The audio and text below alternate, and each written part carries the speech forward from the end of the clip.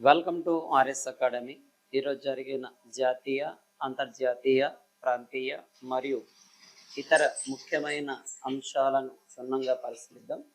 ఈరోజు ముందుగా current అఫైర్లో Asia అభివృద్ధి బ్యాంక్ $126.4 మిలియన్ రుణం పైన సంతకం చేసింది. అంటే ఏ దేశాల దాని మధ్య జరిగింది సార్ అంటే భారతదేశం, భారత్ మరియు ఏషియన్ డెవలప్మెంట్ బ్యాంక్ మధ్య ఈ ఒప్పందం అనేది జరిగింది. దీనిలో భాగంగా ఉత్తరాఖండ్లోని టెహిరి అనే సరస్సు అభివృద్ధి మరియు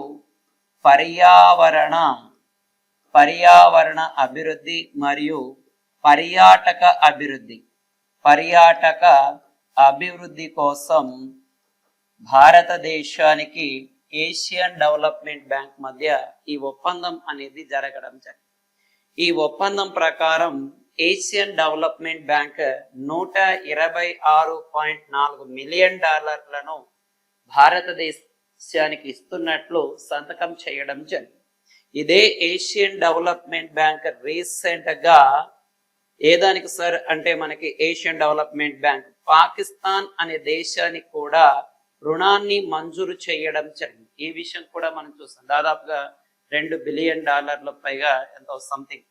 అలాగా ఏషియన్ డెవలప్మెంట్ బ్యాంక్ ఆసియా దేశాల అభివృద్ధి కోసం ఏర్పాటు చేయబడిన వన్ ఆఫ్ ద ఆర్గనైజేషన్. అయితే ఏషియన్ డెవలప్మెంట్ బ్యాంక్ యొక్క ప్రధాన కార్యాలయం ఎక్కడుంది సార్ అంటే మనీలా. ఎక్కడుంది సార్ అంటే మనీలా, ఫిలిప్పైన్స్ దేశంలో కలదు. అయితే ఈ మనీలా, ఫిలిప్పైన్స్ దేశంలో ఉన్న ఏషియన్ డెవలప్మెంట్ బ్యాంక్ ఆసియా దేశాల అభివృద్ధి కోసం ఏర్పాటు చేశారు. ప్రజెంట్ దీని యొక్క డైరెక్టర్ జనరల్ మసటో కందా అనే వ్యక్తి ఉండడం జరుగుతుంది. అండ్ ఏషియన్ డెవలప్మెంట్ బ్యాంక్ యొక్క మొత్తం సభ్య దేశాలు 169 సభ్య దేశాలు దీంట్లో ఉండడం జరుగుతుంది. అండ్ ఇంకో విషయం, మనకి ఈ ఏషియన్ డెవలప్మెంట్ బ్యాంక్ ఈ మనీలాలో ఉంది, ఫిలిప్పైన్స్ లో.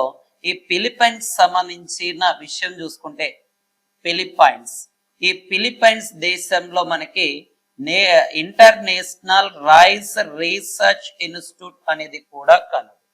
అండ్ ఫిలిప్పైన్స్ దేశానికి భారతదేశం ఇటీవల బ్రహ్మోస్ అనే మిసైల్ ని అమ్మడం కూడా జరిగింది. బ్రహ్మోస్ అనే మిసైల్ ని కూడా అమ్మడం జరిగింది భారతదేశం అని. కాబట్టి కొంచెం జాగ్రత్తగా ఫోకస్ చేయండి ఎగ్జామ్ పాయింట్ ఆఫ్ వ్యూ. అంటే ఉత్తరాఖండ్ లోని టెహరీ సరస్సు పర్యావరణ అభివృద్ధి అండ్ పర్యాటక అభివృద్ధి కోసం దీనిని ఇవ్వడం జరిగింది. ఇంకా ఈ యొక్క సరస్సుల విషయానికి వస్తే భారతదేశంలో అతిపెద్ద మంచినీటి సరస్సు ఓలార్ సరస్సు అనే పేరుతో పిలుస్తాం. ఎక్కడ కలదు సార్ అంటే మనకి జమ్మూ అండ్ కాశ్మీర్ లో కలదు. అదే ఉప్పు నీటి సరస్సు ఏది అని చూసినట్లయితే ఉప్పు నీటి సరస్సు సాంబార్ అని చెప్పవచ్చు. సాంబార్ అనే పేరుతో పిలవచ్చు. నేటి ప్రశ్న ఏంటి సార్ అంటే భారతదేశంలో అత్యంత పొడవైన సరస్సు ఏమిటి? నేటి క్వశ్చన్ ఏది సార్ అంటే భారతదేశంలో అత్యంత పొడవైన సరస్సు ఏది? కింద కామెంట్ రూపంలో తెలియజేయండి. ఓకే, నెక్స్ట్ కరెంట్ టాపిక్ ఏది సార్ అంటే విదేశీ అటల్ ఇన్నోవేషన్ సెంటర్.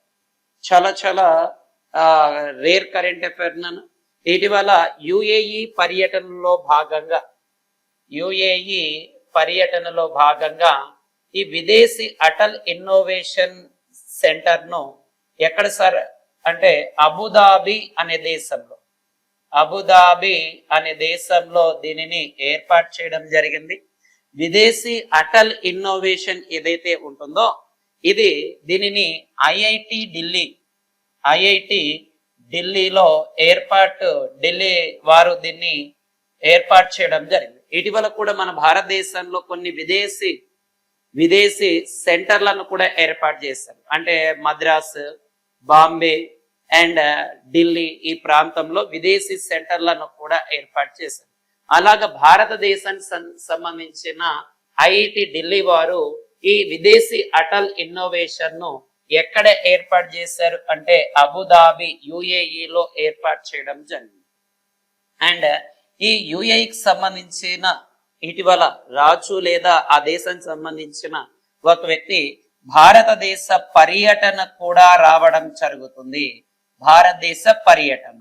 అండ్ యుఏఈలో భారతదేశానికి వెలుపల అతిపెద్ద దేవాలయం, భారతదేశానికి వెలుపల అతిపెద్ద దేవాలయమును ఈ యొక్క యుఏఈలో భారత ప్రధానమంత్రి అయిన మోదీ గారు ప్రారంభించడం కూడా జరగడం జరిగినది.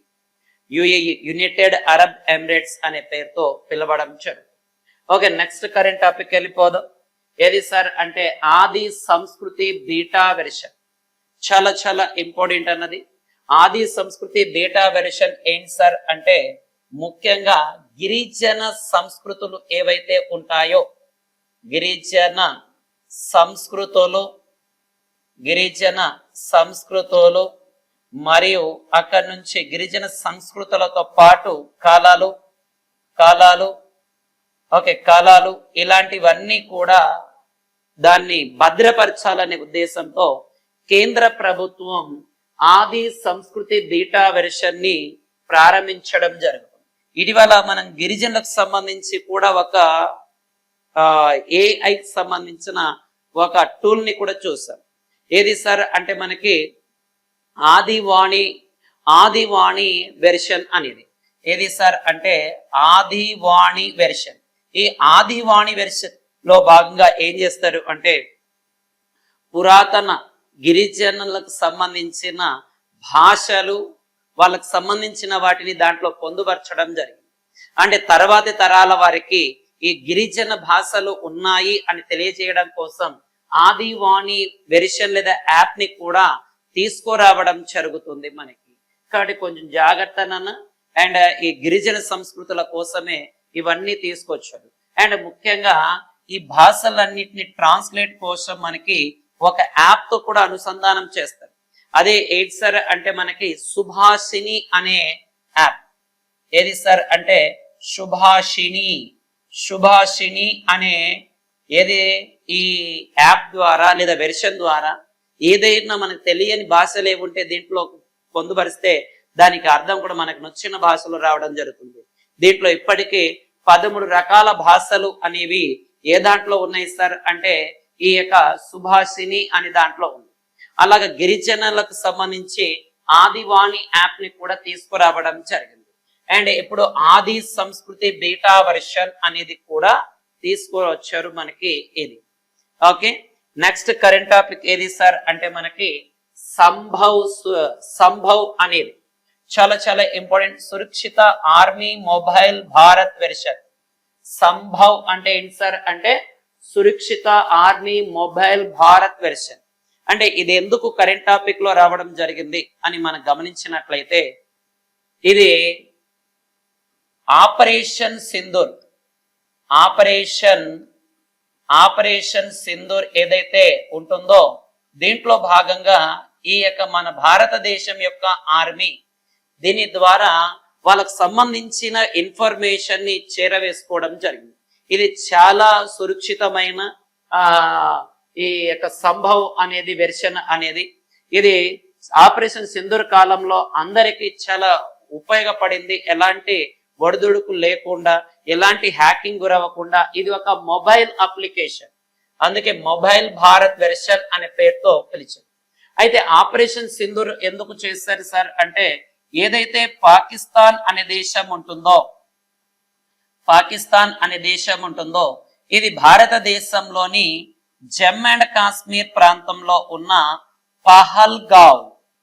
పహల్గావ్ అనే ప్రాంతం పైన ఉగ్రవాద దాడి చేసి ఈ యొక్క చాలా మందిని చంపేయడం జరిగింది. దానిలో భాగంగానే భారతదేశం ఒక ఆపరేషన్ చేపట్టడం జరుగుతుంది. దాని పేరే ఆపరేషన్ సింధూర్. ఈ ఆపరేషన్ సింధూర్ సమయంలో ఈ మొబైల్ యాప్ ను ఇండియన్ ఆర్మీ వాళ్ళు ఉపయోగించారు. దాని పేరే ఏంటి సార్ అంటే సంభవ్ అనేది. ఓకే, గతంలో కూడా ఇండియాకి పాకిస్తాన్ మధ్య చాలా రకాల యుద్ధాలు జరిగాయి. దాంట్లో ముఖ్యంగా 1984లో ఆపరేషన్ మేఘాదూత్, ఆపరేషన్ మేఘాదూత్ అనే దాన్ని కూడా గతంలో ఇండియన్ ఆర్మీ చేపట్టింది. ఈ ఆపరేషన్ మేఘాదూత్ అనేది దీని ద్వారా సియాచిన్ అనే ప్రాంతాన్ని పూర్తిగా భారతదేశ ఆధీనంలో తీసుకొచ్చారు. అండ్ దీనికంటే ముందు 1972లో సిమ్లా ఒప్పందం జరగడం వలన సియాచిన్ ప్రాంతాన్ని సైన్యరహిత ప్రాంతంగా ప్రకటించారు. కానీ దీనిపైన పాకిస్తాన్ అక్రమంగా జొరబడడం వలన 1984లో ఆపరేషన్ మేఘదూత్ ని చేపట్టారు. అండ్ ఆఫ్టర్ 1999లో ఓకేనా ఆపరేషన్ విజయ్ అనే దాన్ని కూడా చేపట్టడం జరిగింది. ఈ ఆపరేషన్ విజయ్ ద్వారా భారతదేశంలోని జమ్మూ అండ్ కాశ్మీర్ లో గల కార్గిల్ కొండలని పాకిస్తాన్ ఆక్రమించినప్పుడు ఆ కార్గిల్ కొండలను తిరిగి భారతదేశం ఆధీనంలో తీసుకురావడం కోసం 1999 ఆపరేషన్ విజయ్ ద్వారా ఇచ్చేశారు.